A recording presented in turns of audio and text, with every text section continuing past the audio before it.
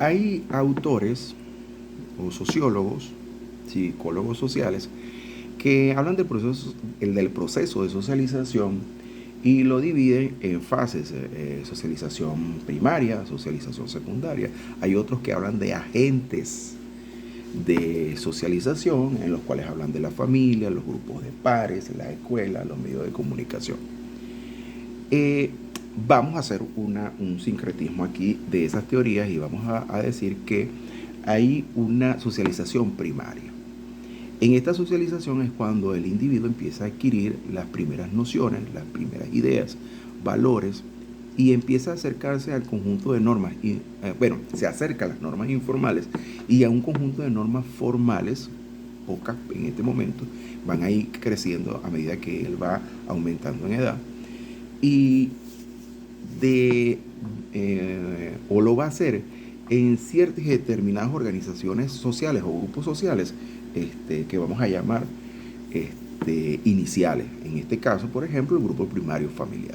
Entonces, la familia, que es el primer agente de socialización, es el que le va a brindar al ser humano las primeras normas, los primeros valores que ese ser humano va a adoptar como suya para poder interrelacionarse con el resto de las personas que están en su entorno. Entonces, es la familia la que le da esas primeras experiencias al niño. Esto va a permitir que el niño empiece a distinguirse. Uno, ya empieza a manejar ideas, valores, normas. Él va en la familia a adquirir noción de su ubicación social, porque él está, su familia va a estar insertada dentro de una estructura, dentro de la estructura social. Entonces, él le va a permitir, ese proceso de socialización, establecer a qué clase social, por ejemplo, pertenece él y cómo él debe comportarse según su clase. Lo que le va a permitir al niño entonces empezar a identificarse, a establecer el concepto de sí mismo. ¿Quién soy yo? Entonces, ese proceso de socialización en la familia le va a permitir a ese ser humano nuevo empezar a establecer quién es él y cómo él va a usar eso que él está comprendiendo para poder relacionarse y poder actuar dentro de cada uno de los contextos y escenarios que se le van a presentar dentro de la sociedad. A lo mejor no lo aprende todo. ¿Por qué? Porque llega a un contexto que no sabe cómo manejarse, pero la experiencia es la que le va a permitir a él ir aprendiendo cómo comportarse dentro de ese contexto.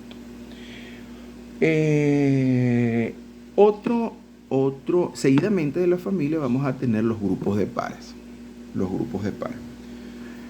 En la familia hay una relación jerárquica, padres-hijos, que no se rompe. Mientras que en los grupos de pares no hay esa relación jerárquica, porque en los grupos de pares todos somos iguales.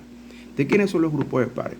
Los vecinos, los compañeros de clase, amigos, inclusive primos. Eso lo vamos a denominar grupos de pares. Los grupos de pares son los que van entonces a darnos las ideas, nociones, valores de cómo vamos a comportarnos con personas que son iguales a nosotros. Ellos nos va a permitir comprender nuevas destrezas para resolver problemas, para poder tomar decisiones cuando estamos en ciertos y determinados escenarios. Con los grupos de pares vamos a aprender temas prohibidos como el sexo, como que es la droga, que es salir a bailar, que es temas que no hacemos con la familia. Cuando digo a bailar, salir a tomar, a beber. Recuérdense que los grupos de pares se va a dar en la etapa donde el ser humano es preadolescente, adolescente y ya adulto joven. Entonces, en ese momento es donde él va a ir aprendiendo otros elementos más, otras ideas, otros valores, otras normas que le van a permitir comportarse dentro de la sociedad.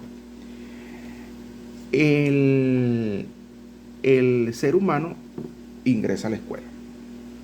La escuela es otro agente de socialización, porque la escuela va a permitir que el ser humano, que ya es un preadolescente, bueno, desde los 5 años ya el ser humano está en la escuela, entonces, pero donde él va a empezar a aprender realmente lo que se quiere, pues su socialización a partir de la preadolescencia y en la adolescencia, porque los jóvenes en la escuela es donde van a aprender cuáles son un conjunto de habilidades, tanto técnicas como intelectuales, que le van a permitir a él ingresar a una universidad o ejecutar un trabajo.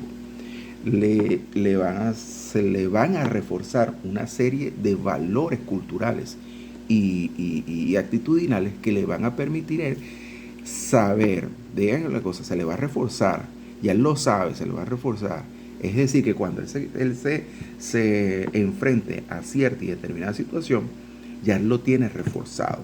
Inclusive se le van a dar ejemplos de cómo comportarse, cómo se han comportado las personas en ciertas y determinadas situaciones, y él luego las puede recordar y actuar de esa manera. Pero eso lo va a hacer en la escuela. Entonces, la escuela termina de ampliar esa adaptación del niño a la sociedad. Los medios de comunicación, llámese televisión, radio, cine, videos, canciones, historietas cómicas, llámese revistas, periódicos, llámense hoy redes sociales, Twitter, Instagram, Facebook, todos estos elementos sociales, que son elementos sociales, contribuyen a comunicar significados a los seres humanos. Y estos significados están relacionados con valores, normas que el individuo igual va a aprender, el individuo va a internalizar, que le van a permitir comportarse dentro de los contextos dados. Llámese en esos contextos. Hoy, por ejemplo, puede ser un contexto físico-social o puede ser un contexto virtual social. Esa convivencia digital, virtual en la que vivimos hoy, también ahí se van a ir aprendiendo todos esos elementos para podernos comportar. Entonces, todos estos medios de comunicación de masa también van a reforzar y van a hacer que el individuo aprenda normas sociales, valores sociales, reforzando qué es lo bueno, qué es lo malo, qué es la realidad, qué es la fantasía. Entonces, las redes sociales le va a permitir, inclusive al ser humano, establecer cuando él está en un mundo real y cuando está en un mundo fantástico y cómo debe comportarse dentro de ese mundo real y dentro de ese mundo virtual. Eso está sucediendo en la actualidad. Entonces, esto es lo que vamos a llamar socialización primaria. Pasamos a la socialización secundaria. La socialización secundaria está relacionada con la resocialización. Cuando ingresamos a un trabajo, no cuando ingresamos a un trabajo, cuando estamos formándonos, no hemos ingresado al trabajo, cuando nos estamos formando, como en este momento lo están haciendo ustedes en la universidad, como formándose como docentes para impartir clases o para facilitar el proceso educativo de otro ser humano. En este momento ustedes están resocializando, están adquiriendo normas, ideas, valores, guías de cómo deben comportarse dentro de un salón de clase, de cuáles son las metodologías que yo voy a usar para poder para poder facilitar ese proceso de aprendizaje. Ese es un proceso de resocialización, cuando estoy adquiriendo una profesión. Pero también si yo era de una religión y me cambio a otra religión, entonces hay un proceso de resocialización, porque voy a tener que aprender cómo funcionan los ritos de esa nueva religión, cuáles son los sitios donde tengo que ir para poder ejercer esa religión. Es un proceso de aprender nuevamente. También tenemos la socialización anticipada. Cuando yo sé que voy a ser padre o voy a ser madre, yo empiezo a investigar cómo es que tengo que atender al niño, al bebé, cómo le voy a dar leche, cómo lo voy a amamantar, cómo es cambiar el pañal, cuántas veces tengo que llevarlo para el médico, las vacunas. Todo ese proceso es el proceso de socialización anticipada. Me estoy anticipando a ejecutar un rol. La socialización ocupacional. Cuando el ser humano empieza a trabajar en una nueva organización laboral, ahí empieza un proceso de socialización ocupacional, que es lo que llamamos el entrenamiento.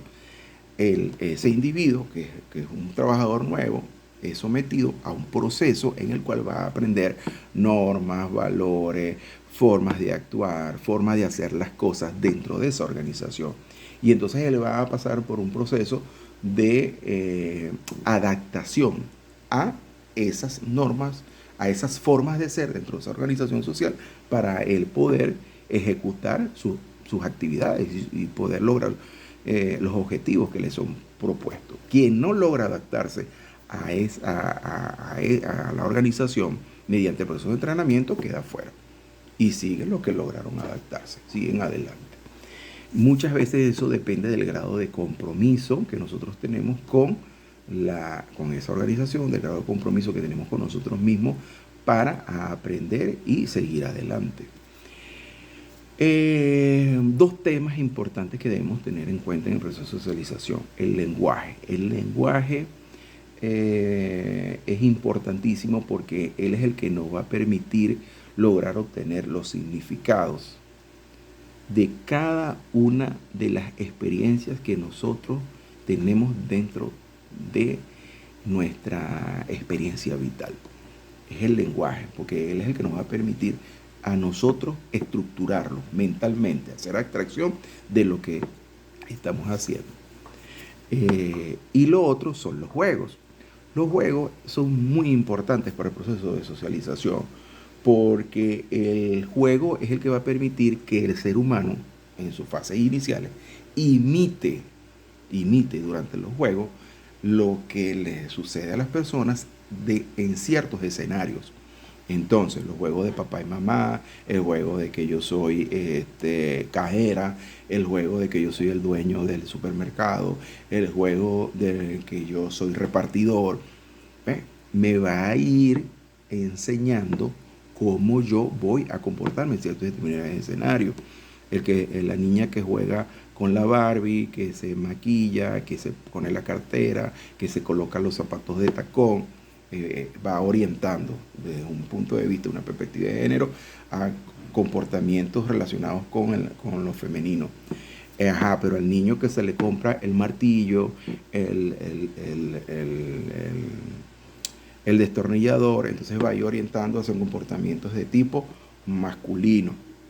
Entonces, entonces como el juego permite que se desarrolle ese proceso de socialización donde el niño va imitando comportamientos, va adquiriendo ideas, normas, nociones, valores de cómo él va a comportarse en ciertos determinados contextos o escenarios sociales.